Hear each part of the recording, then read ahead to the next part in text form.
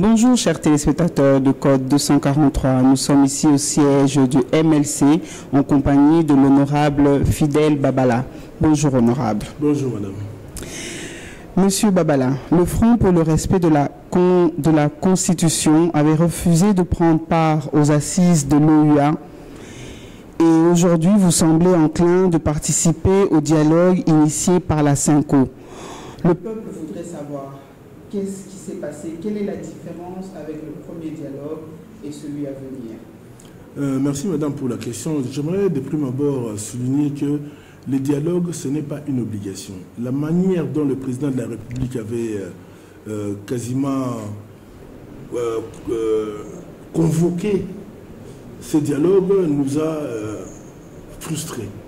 Tout simplement parce que nous sommes devant une autorité qui avait pour mission de pouvoir assurer le bon fonctionnement des institutions, mais qui, par des artifices, s'est arrangé pour nous amener dans une sorte d'entonnoir au lieu de faire respecter la Constitution, il nous amenait plus à pouvoir négocier avec la Constitution.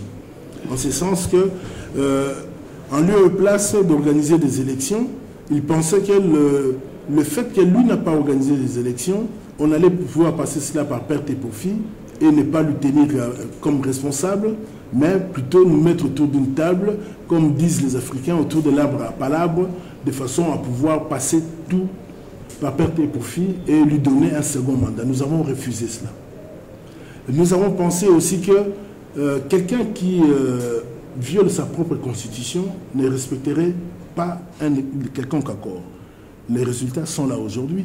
Ça fait plus de 2 mois que les négociations au niveau de la cité de l'OUA sont terminées, mais on peine à mettre en place les résolutions de ces négociations. Tout simplement parce que ces résolutions ne rencontrent pas les attentes de la population. Qu'est-ce que veut la population? Que veut la population? La population voudrait une chose, une alternance démocratique. On n'a plus besoin d'hommes forts, on n'a plus besoin d'hommes providentiels. Il a fait son temps, bien ou mal, c'est fini. Il doit pouvoir organiser, c'est ce que la Constitution lui donne comme mission, des élections apaisées pour que le peuple se choisisse un autre président de la République. Que le peuple se choisisse un autre président de la République. Mais ce dialogue, c'est vrai qu'il coïncide un peu avec les échéances du 19 décembre. Mais que le peuple se choisisse lui-même un président de la République. Mais que dire au peuple s'ils ne veulent plus que 20 décembre, le président Kabila soit toujours là? Est-ce que ce dialogue va préparer une transition avec ou sans lui? D'abord, le terme transition n'est pas inscrit dans notre Constitution. Il n'est pas question de transition. Par contre, la même Constitution prévoit des temps de retard pour l'organisation des élections pour des raisons diverses. Force majeure, guerre, difficultés techniques. La Constitution elle-même le prévoit. Donc nous devons faire preuve de beaucoup de sens de responsabilité pour arriver à démontrer aux uns et aux autres qu'il est possible de faire des élections. Pas en 2018, dans un bref délai l'année prochaine. Il faudra le faire. La Constitution le prévoit elle-même. Donc ce ne serait pas réinventer l'eau chaude que de dire que bon, voilà, le président de la République est là, son mandat se termine le 19, au-delà. Nous devons avoir une tolérance pour lui dire, voilà, monsieur, vous allez nous conduire aux élections. Quelle est l'autre alternative constitutionnelle? C'est de lui faire une plainte pour haute trahison. Mais dans l'intérêt de la paix, est-ce qu'on a envie de le faire? On a besoin de le faire. Mettons-nous ensemble, essayons de trouver des solutions pratiques pour que les pays puissent assurer une transition démocratique et conforter la stabilité des institutions. Oui, conforter la stabilité. Ça, c'est vrai que c'est les politiciens qui disent ça, mais le peuple, parce que le 19, tout le monde est un peu sur des charbons ardents. Vous saurez expliquer au peuple que c'est pour éviter un bain de sang, c'est pour... Vous saurez expliquer ça? Madame, que le peuple n'est pas conscient qu'il y a un bain de sang possible? Est-ce que vous croyez que quelqu'un des responsables en termes politiques peut dire au peuple allez-y pour le bain de sang? Quelqu'un peut dire au pouvoir allez réprimer le peuple? Consciemment, vous pensez qu'on peut le faire. C'est dans notre intérêt. De part et d'autre, la sagesse va primer de façon à ce qu'on se mette d'accord pour organiser les élections. Si le président, parce que le président Kabila doit quitter, il doit le faire. S'il le fait de manière volontaire, il en sortira grandi. Si c'est l'autre voie, je pense que ça se passera très mal. On n'a aucun intérêt à aller dans cette voie. Alors moi, je peux vous proposer, parce que c'est vrai qu'on entend toujours les deux sons de cloche, s'il y a un message que vous pouvez dire à la population qui nous suit, en français et en lingala, pour qu'ils prennent bien conscience, parce que d'autres peuvent dire oui, c'est la trahison, d'autres, on entend dire non, en fait, ils se mettent ensemble pour glisser. Si vous pouvez juste nous donner un message. Non, le message, je crois que les évêques, dans la mission pastorale est de pouvoir construire la paix, nous ont invités demain. On ne peut pas mettre la charrue devant le bœuf pour dire que ça se passera comme ça ou quoi. Il y a eu des négociations au niveau de la cité de l'Union africaine qui n'ont pas rencontré les attentes de la population. Ça n'a résolu aucun problème. Les évêques nous appellent, donnant le bénéfice de la bonne foi aux évêques pour voir quelle est la réelle volonté des uns et des autres pour que ce pays se tienne debout. On ne peut pas anticiper. Je crois qu'il est malsain de le faire.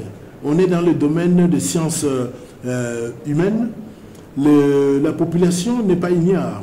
La population, pour la première fois en Afrique, a défendu une idée abstraite. On n'a pas manifesté pour la nourriture, pour les salaires ou pour le travail. C'est pour le respect de la Constitution. Ça, c'est quelque chose de nouveau et d'unique dans ces pays. Donc, donnons le bénéfice des crédits de la bonne foi à la population. Elle est mature. Je crois que la population voudrait aussi voir de quelle manière les gens qui vont discuter avec les abbés vont chuter. Quelles seraient les propositions? Entendons cela. Ne soyons pas pressés. Voilà, donc on attend, on ne va pas mettre la charrue avant les bœufs. On attend qu'est-ce que la Cinco va dire demain et je crois qu'on reviendra peut-être pour... Madame, là aussi il y a une précision. La Cinco ne fait pas une médiation. C'est l'erreur qu'on a commise quand on a tous fondu sur Edem Kodjo. Ce n'est qu'un facilitateur. Il n'a aucun pouvoir. Ce sont les Congolais qui ont le pouvoir. Nous devons, ce ne seraient pas les évêques non plus qui vont dire bon, vous adoptez cela comme solution ou autre. C'est à nous de proposer. Nous, les amis du rassemblement, les amis de la société civile ont leur opinion, leur agenda, leur argumentaire. Les amis de l'Union africaine ont le leur. Nous avons le nôtre. On doit pouvoir confronter argument contre argument sous les beaux offices des abbés pour voir quelle est finalement la situation qui correspond le mieux aux intérêts de la République. Je crois que c'est ça le seul critère qui va nous guider. Et en cas où je ne voudrais pas être une afro-pessimiste, mais en cas d'échec, on fait quoi? En cas d'échec, il faudra d'abord établir les responsabilités. Pourquoi est-ce qu'on en est arrivé là? L'échec prévisible, mais non souhaité, c'est de la responsabilité du chef de l'État. Depuis 2011, en tant que parlementaire, moi j'ai voté des budgets chaque année, des dotations budgétaires destinées aux élections. L'article du soir nous apprend que cette dotation a été utilisée par la banque BGFI pour financer une société égale. En vertu de quelle disposition, de quel principe budgétaire? Et qui en est responsable? Quelles sont les actions qui ont été prises contre la personne qui a décidé cet ordonnancement et qui en a bénéficié? Qu'est-ce qui a été fait? Rien. Ça, ce sont des questions qu'on devrait pouvoir expliquer au peuple de manière claire. Parce que nous tous, nous dépendons du peuple. Le pays nous appartient tous, ça n'appartient ni au chef de l'État seul, ni aux uns ou aux autres. Ça nous appartient tous. Nous avons le droit de pouvoir donner une opinion et que cette opinion puisse être considérée comme un devoir de redevabilité vis-à-vis de la population. Sinon, qu'est-ce que nous valons? Est-ce qu'on peut être un chef d'État de mort? Non. On est un chef d'État de vivant et il faudra que lui ait la dignité de conduire sa fonction comme cela est exigé par la Constitution. Sinon, il sert à quoi? Sinon, ça va. Voilà. Parce que l'autre alternative, c'est de lui faire une plainte pour trahison. Ça, c'est clair. Et c'est prévu par la Constitution aussi. Mais bon, on aimerait voir d'autres solutions avant d'en arriver là. Dans l'intérêt de la paix, il ne faut pas prendre des positions extrémistes. Tenir compte de la réelle politique, il est là.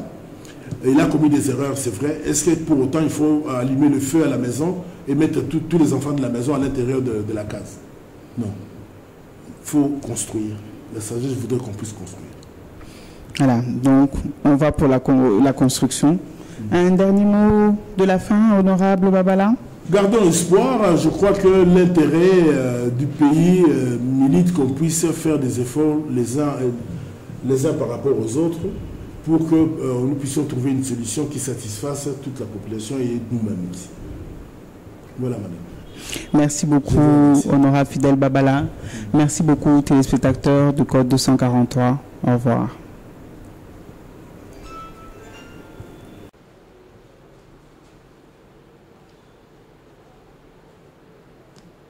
Vous me donnez l'ego.